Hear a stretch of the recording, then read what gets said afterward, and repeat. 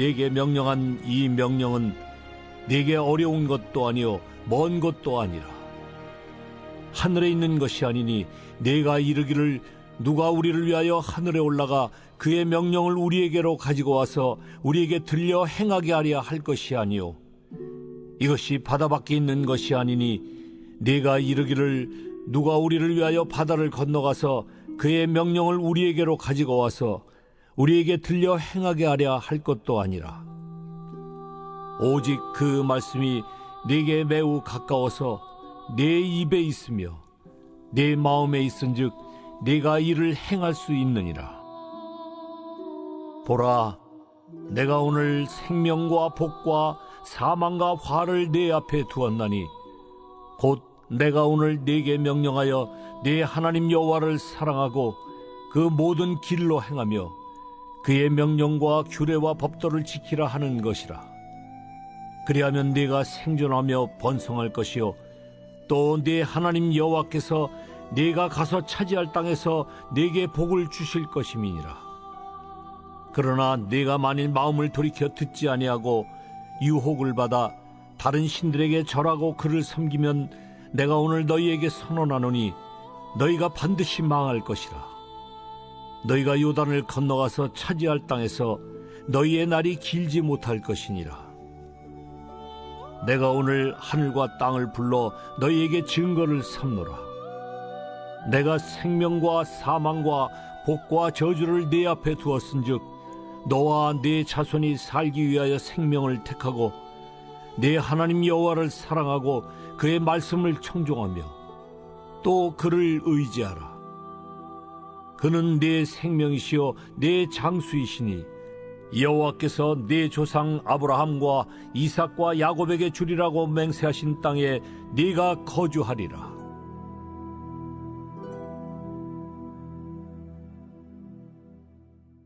오늘은 1월 30일 토요일입니다. 하나님께서 여러분 가정 안에 하나님의 긍휼과 은혜를 오늘 아침에도 풍성하게 부어주시기를 바랍니다. 오늘은 신명기 30장 11절에서 20절까지 말씀을 같이 묵상하고자 합니다.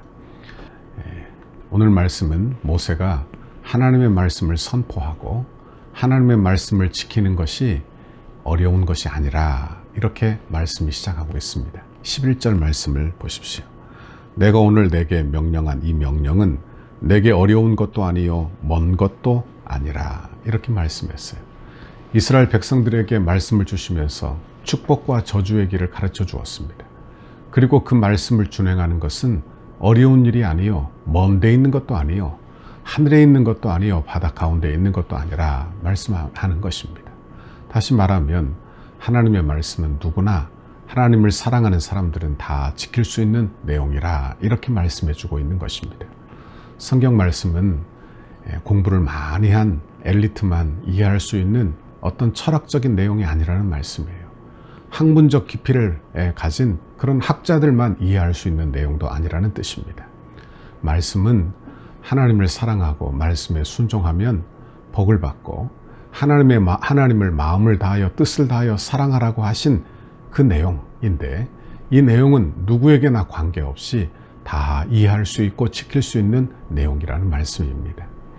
시편 19편 7절 8절에 보면 여호와의 율법은 완전하여 영혼을 소성케 하고 여호와의 증거는 확실하여 우둔한 자로 지혜롭게 하며 여호와의 교훈은 정직하여 마음을 기쁘게 하고 여호와의 계명은 순결하여 눈을 밝게 하도다 그랬습니다.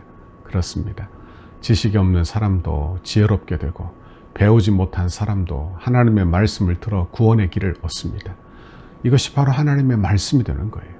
한국 초대교회사에 보면 종들, 배우지 못한 종들이 장로가 되고 목사가 되고 깡패가 예수 믿어 부흥사가 되고 목사가 되는 경우들이 많이 있었습니다. 하나님의 말씀 속에는 지혜가 있는 줄 믿습니다. 말씀에 의해서 구원을 받고 지혜도 얻고 깨달아 복을 받는다는 거예요.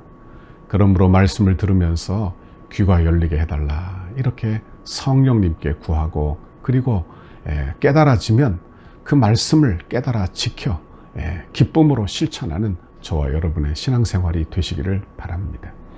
모세가 이스라엘 백성들에게 하나님의 말씀은 어려운 것이 아니라고 그렇게 말씀하는 것은 제가 이렇게도 설명할 수 있습니다. 여러분이 아마 누군가를 사랑한다고 한번 보십시오. 선생님을 사랑하거나 또 이성을 사랑하거나 또는 누군가를 사랑한다고 한번 생각해 보십시오. 그러면 사랑하는 사람에게 당신의 말이 참 어렵고 듣기 싫습니다.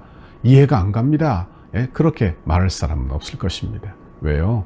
그 사람을 좋아하니까, 사랑하니까 그의 말도 잘 경청하게 되고 그와 말하는 것을 좋아하게 되고 대화 나누는 것을 기뻐하게 되는 거예요. 그러므로 신앙생활은 하나님을 사랑하는 것입니다. 하나님을 깊이 사랑하여 하나님의 사랑을 받는 것이요. 그리고 하나님의 말씀도 사랑하며 지켜 행하는 것이 바로 우리의 신앙생활이 되어야 하는 것입니다. 이제 15절 말씀을 보십시오. 보라, 내가 오늘 생명과 복과 사망과 화를 내 앞에 두었나니. 이렇게 말씀해요. 이스라엘 백성들을 복되게 살게 할 방법을 제시하고 있습니다. 생명과 복, 사망과 화를 내 앞에 두었다. 이 말은 어떤 뜻이냐? 이것은 너의 앞길에 어떤 올무를 놓았다. 너의 앞길에 어떤 저주를 놓았다. 화를 놓았다. 이런 뜻으로 이해해서는 안 됩니다. 인생의 길에 원래 사망의 길이요, 사망의 길이요, 저주의 길인데 이 길에 하나님이 생명의 길을 주신 거예요. 그러니까 우리에게 올무를 놓고 그 올무에 빠지기를 기다리시는 하나님이 아니라 올무에 빠진 우리에게 생명의 길을 우리에게 주셨다. 그런 말씀입니다. 바로 그 살 길이 어떤 길이에요? 하나님의 말씀을 따라 사는 길인 줄 믿습니다. 16절 말씀에 보면 곧 내가 오늘 내게 명령하여 내 하나님 여호와를 사랑하고 그 모든 길로 행하며 그의 명령과 규례와 법도를 지키라 하는 것이라. 그리하면 내가 생존하며 번성할 것이요 또 내 하나님 여호와께서 내가 가서 차지할 땅에서 내가 복을 주실 것임이라. 이렇게 말씀하고 있습니다. 하나님의 말씀은 우리를 사랑하시는 하나님의 명령이에요. 그러니까 내게 짐으로 주시는 게 아니에요. 어떤 압력으로 주시는 것도 아닙니다. 이 말씀은 내 자유를 위하여 주시고 내 행복을 위하여 주시는 하나님의 사랑의 말씀이 되는 것입니다. 신명기 10장 13절에도 내가 오늘 내 행복을 위하여 내게 명령하는 여호와의 명령과 규례를 지킬 것이 아니냐, 이렇게 말씀하고 있는 것입니다. 여러분, 하나님의 말씀은 우리를 지켜 생명의 길로, 행복의 길로 인도하는 것입니다. 우리 주님도 마태복음 11장 30절에 내 멍에는 쉽고 내 짐은 가볍다, 이렇게 말씀했어요. 그러므로 신앙생활은 나를 힘들게 하고 나에게 어떤 부담을 지고 그리고 내 영을 얽어매는 것이 아니라 신앙생활은 나를 자유롭게 하고 문제를 해결 안 받고 천국의 복을 받는 것, 이것이 바로 하나님의 말씀이요 신앙생활이 되는 것입니다. 그러므로 은혜 받은 사람들은 말씀을 좋아합니다. 꿀과 송이꿀보다 더 달도다, 이렇게 고백하게 되는 거예요. 그러나 은혜 받지 못하면 설교가 조금만 길어도 짜증을 냅니다. 그러나 은혜 받은 사람들은 왜 이렇게 짧냐 하죠. 얼마나 큰 차이입니까? 내가 하나님을 사랑하는가, 내가 하나님의 말씀에 은혜 받고 사는가, 이것이 바로 우리 신앙생활의 관건이 되는 것입니다. 그러므로 마음을 강팍하게 하면 죄가 역사를 합니다. 죄가 역사하는 곳에는 하나님의 평강이 없어요. 17절에 보니까 그러나 내가 만일 마음을 돌이켜 듣지 아니하고 유혹을 받아 다른 신들에게 절하고 그를 섬기면 18절 내가 오늘 너희에게 선언하노니 너희가 반드시 망할 것이라. 너희가 요단을 건너가서 차지할 땅에서 너희의 날이 길지 못할 것이니라. 이렇게 말씀했어요. 그러나 가나안 땅에 들어간 한 이스라엘 백성들이 그의 마음을 돌이켜 하나님께로부터 돌이킨다면 여러분, 괴로움이 시작될 것이다, 이런 말씀을 하고 있는 것입니다. 왜? 하나님의 은혜가 떠나니까요. 하나님이 괴롭히시는 것이 아니라 하나님께서 그들을 괴롭게 저주하시는 것이 아니라 우리의 마음은 본래 저주받은 마음이에요. 그러니 하나님의 은혜가 아니면, 말씀이 없으면 여러분, 우리는 강팍한 마음이 되고 그리고 괴로운 마음이 된다 하는 말씀입니다. 여러분, 우리의 마음이 하나님을 섬기지 않고 산다면 그것이 내게 복이 되지 못해요. 오히려 화가 되고 가나안 땅에서 쫓겨나게 된다 하는 말씀입니다. 그러니 택하라, 이것이 오늘 본문의 말씀이에요. 그러니 택하라. 19절에 보니까 내가 오늘 하늘과 땅을 불러 너희에게 증거를 삼도라. 내가 생명과 사망과 복과 저주를 내 앞에 두었은즉 너와 내 자손이 살기 위하여 생명을 택하고. 그래요. 생명을 택하라는 거예요. 은혜를 택하는 것입니다. 말씀을 택하는 것입니다. 여러분 이 땅에 살면서 사랑을 택하고 사는 거예요. 생명을 얻고 가나안 땅의 축복을 받기 위해서는 생명의 길을 택하는 것입니다. 이것이 지혜예요. 이것이 분별력입니다. 성도는 가나안 땅에 들어가 가나안의 마음으로 살아야 하고 가나안 땅에 합당한 씨를 뿌리고 살아야 하는 것입니다. 천국의 생각과 예수 그리스도의 마음을 씨 뿌려야 하는 것입니다. 나는 항상 저주를 심고 어두움을 심으면서 천국의 열매를 얻는다.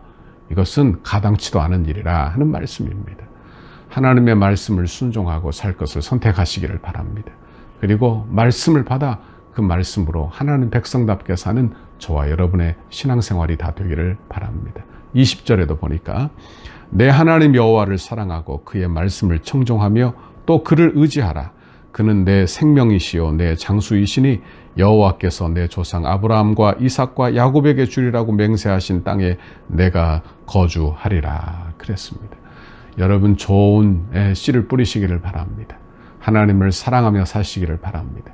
말씀을 청종하고 귀 기울이시기를 바랍니다. 세상을 의지하지 말고 하나님만 의지하고 사시기를 바랍니다. 그렇게 심을 것을 잘 심고 살면 하나님이 어떻게 하신다고요? 내 조상 아브라함과 이삭과 야곱에게 주리라고 맹세하신 땅에서 내가 거주하리라. 하나님이 형통을, 가나안의 풍요를, 가나안의 열매를 우리에게 주시는 거예요. 여러분 오늘 하루도 여러분에게 놓여 있습니다. 내일은 복된 주일인데 내일 우리 교회가 여전히 10% 그렇게 예배를 드릴 예정입니다. 가정에서 또 예배 드리시고 교회 나와 예배 드리시고 가나안의 마음을 품으시고 가나안의 씨를 뿌리시고 여러분 믿음으로 행하며 사는 저와 여러분의 오늘 하루가 되시기를 바랍니다. 하나님께서 이런 국률의 마음, 하나님의 축복의 마음을 여러분에게 주시기를 주님의 이름으로 축원합니다. 같이 기도하겠습니다. 하나님 아버지 고맙고 감사합니다. 오늘 하나님의 귀한 말씀 우리에게 들려주시며 너는 택하라 이렇게 말씀하셨습니다.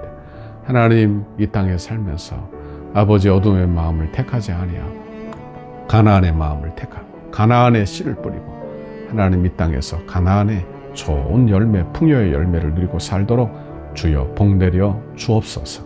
감사합니다. 예수님 이름으로 기도하옵나이다. 아멘. 우리를 향한 주님의 뜻을 이루소서. 100대 기도문 토요일 19페이지입니다. 오직 하나님의 영광을 위하여 함께 기도하도록 하겠습니다. 덕소교회 건축과 과정이 한국교회 건축의 아름다운 모델이 되어 덕소교회가 이 지역의 랜드마크가 되게 하옵소서.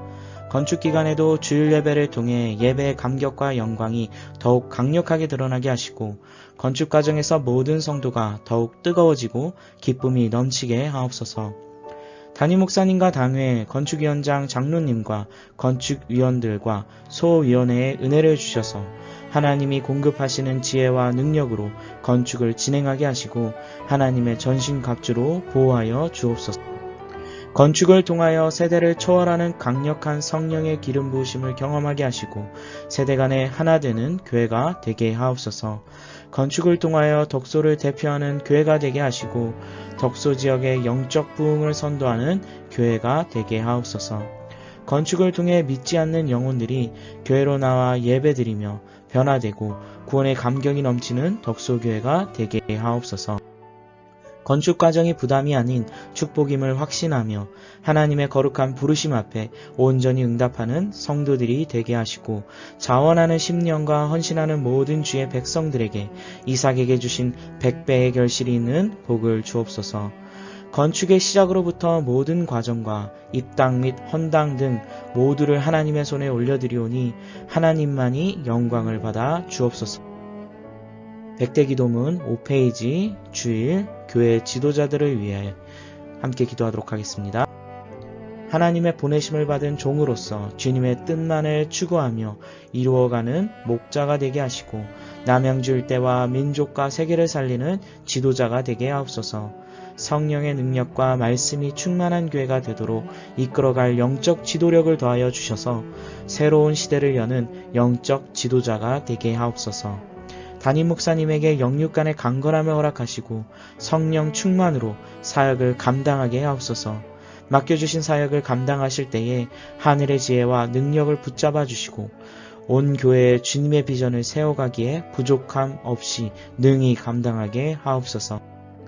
하나님의 역사에 있는 영적 통찰력과 분별력 그리고 섬김의 지도력을 주시고 다윗에게 주셨던 성전 건축에 대한 사모함과 열정, 더 나아가 솔로몬에게 주셨던 기쁨과 헌신, 지혜로 충만하게 하셔서 건축의 모든 과정을 감당하게 하옵소서.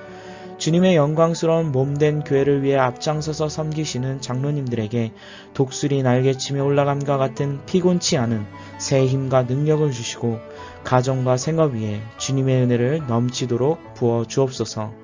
기도의 자리를 무릎으로 감당하게 하시고 겸손하고 진실한 섬김의 모습으로 성도들에게 섬김의 본이 되게 하옵소서. 장로님들이 먼저 풍성한 은혜를 체험하게 하시고 기도와 눈물과 헌신의 역사가 이루어지게 하옵소서. 장로님들의 영과 육을 강건하게 지켜주시고 한마음으로 기도하는 중에 주님의 비전을 보게 하셔서 어떤 역경과 시련 앞에서도 힘차게 전진하는 믿음을 주옵소서. 건축을 위해 수고하시는 장로님들이 건축의 모든 과정에서 존경과 신뢰를 받는 은혜의 주인공이 되게 하옵소서. 예수님 이름으로 기도합니다. 아멘.